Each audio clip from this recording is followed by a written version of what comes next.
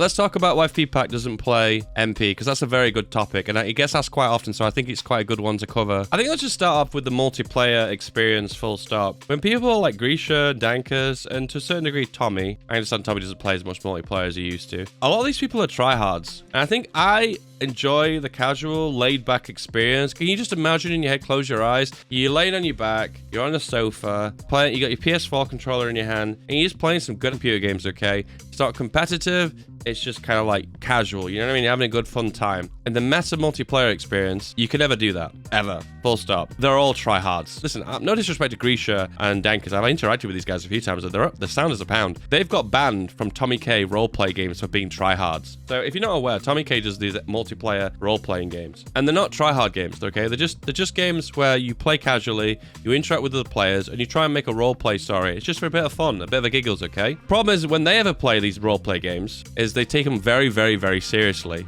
And they're more about winning than having a good roleplay experience. And the honest truth is, hand on heart, I don't blame them. Grisha and Dankers have an audience. They're not just average Joes, okay?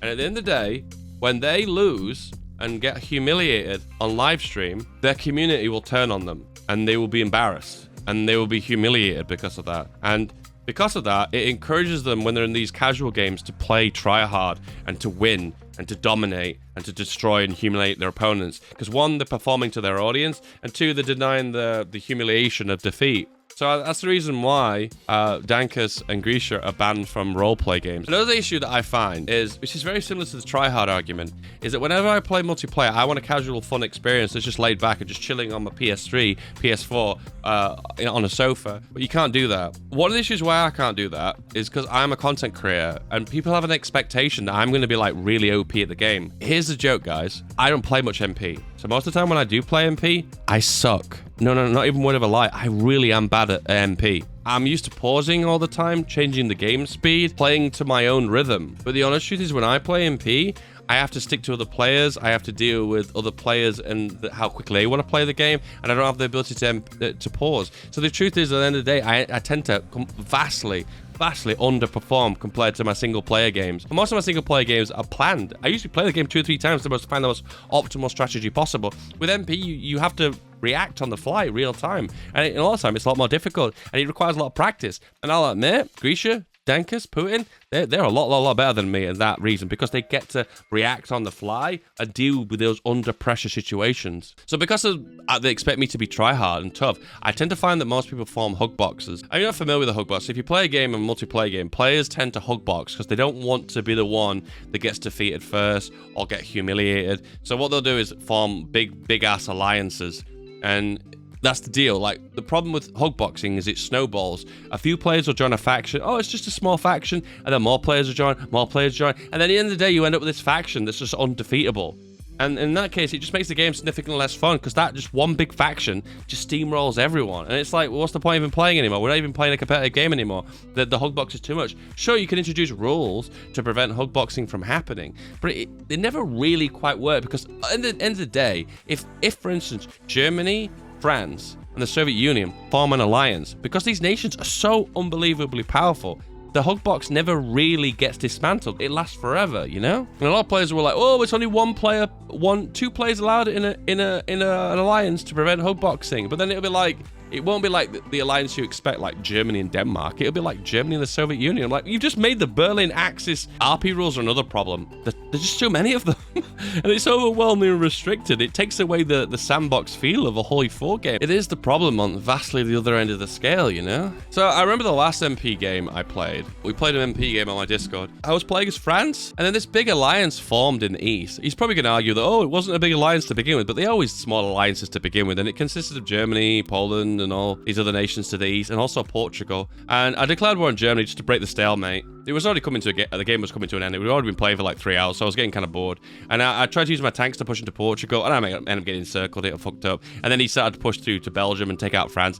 And I jumped out the game, and I was like, okay, this game's over right now. And the guys were like screaming at me like, oh, he rage quit. And I'm like, dude, the game was over. Like, when you lose, you take it like a man, and you tap out, you know? That's what a man does, you know? And I had to deal with like this, like, once again, he had this expectation that I was going to dumpster everyone. I was going to snowball everyone, but I couldn't. Once again, it was 2 hands versus 8 hands of the guys who were facing me. So I was like, of course I was going to lose that battle. It wasn't a fair challenge. But anyway, regardless of that, that seems to be the problem. It's either I have to be the bad guy to break up hug boxes, which at the end of the day I end up underperforming because I'm not exactly a pro anyway. It can work either way. I can get beneficial treatment if I want to by like trying to get into people's DMs and be like, oh, alliance me with, please. And I can do that if I want to, but I don't want to because that takes some of the fun away. The happy medium of a multiplayer game in HOI4 is where the rules aren't overwhelmingly dominating, and they don't control the game in so many factors like RP. You need some rules because otherwise hug boxes dominate everything. So it's an issue.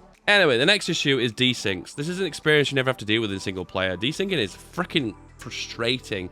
Having to rejoin and reconnect, and especially if you've got someone with an old computer, it's taking forever to load the save game, and he's lagging you behind, taking you like a full minute to wait for the desync. And then you've got issues with lag as well, like if players aren't very fast, they're in Swahili land, a billion miles away, and at that point it's like that takes some of the fun out of it as well. These are classic multiplayer MP problems. With a single player game, I can be done and complete my world conquest in 4 hours.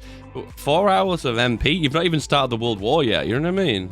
I guess another issue is that the commitment as well. With a multiplayer game, not only have you got to find a good host with fast internet, with a fast computer, but he needs to be committed to basically sit through the entire game and play with it with all the players involved and deal with all their issues of like going for a piss, eating the meals, and getting called by their parents in the background. And constantly have to deal with these constant distractions is just frustrating.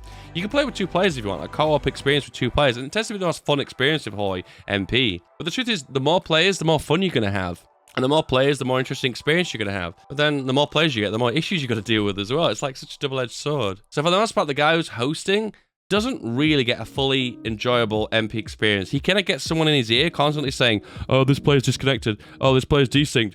Oh, this guy's gone for the toilet. Can you pause, please? Can you pause, please? Like, you don't really get to enjoy the game because you constantly have to deal with babysitting everyone. Most of the time, I end up being the host. So I don't really fully get to enjoy the game. With that in mind, I want someone else to host. But then the issue is when you find someone to host, you've got to deal with this 5 hours, 6 hours of commitment, which is a very long MP game sometimes. You have to deal with someone with a very good fast computer, because otherwise desyncs can be somehow linked back to the host if their internet's not very good or the computer's not very good. Then you've got stable internet in a stable part of the world, so ideally Western Europe or East Coast America, where most players tend to be. If you're in Australia, unfortunately, fuck you, because unfortunately the game's going to be very slow for everyone, apart from you selfish son of a bitch, Aussie. And finding someone that checks all those boxes is so difficult. Another issue to run into is because MP games tend to be very long, they're harder to edit. There's a combination of 2 things going on. One, I'm talking constantly. One of the methods I used to edit videos is called editing by waveform, and you only speak when something happens. With an MP game, you're kind of speaking constantly, so it's kind of hard to find the good bits, you know? You tend to find because there's more footage and there's more talking in an MP game, it takes a lot longer to edit that content to make a YouTube video. Oh, another issue you run into is microphone etiquette. This actually gives me physical pain thinking about this. Now, let's talk about them annoying people who play MP games, okay? So first of all, annoying person number 1. He has a webcam microphone.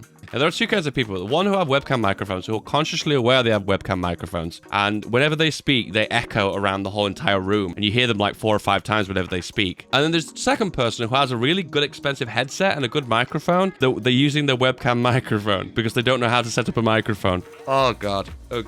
The thought of this is actually causing me physical pain. I'm actually in pain thinking about this. So you have to basically help them and give them internet tech support to get them to use their expensive £300 headset. And then they always say this. They always go, dude, you're using the wrong microphone. You're very echoey. And they'll go, but I've been using this all along. No one's complained before. Bro, I'm helping you out. I'm telling you, your microphone sounds like shit.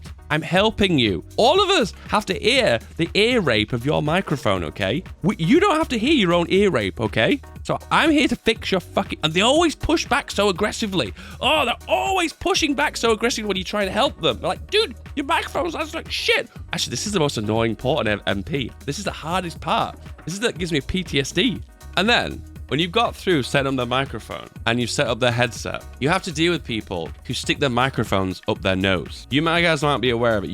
This is your opportunity for redemption, all right? And fix the problems of the past. So just to give you a little lesson about microphone etiquette. The microphone does not go over your mouth or in front of your nose. This is wrong. See this? This is wrong. The microphone does not go over your mouth or below your nose because it sounds like a hurricane. Sounds a bit windy there, Bob, doesn't it? A little bit windy. The microphone position is to the right or to the left, depending on what side you've got the headset on, and it goes below your chin. That way, we don't have to hear the hurricane of you breathing through your nose. I used to work call centers, okay? That used to be my old job before YouTube. And it was quite common. People just did not know how to position their phone. So they'd like have it like this on their face, and they're like breathing. Like a serial killer. I think you've got your phone a little bit close to your face there, buddy. You might want to like move it a little bit further away, you know, something like this, you know? God damn, I can't believe the microphone thing is actually the straw that broke the camel's back. I can't believe it. Anyway, that's pretty much it.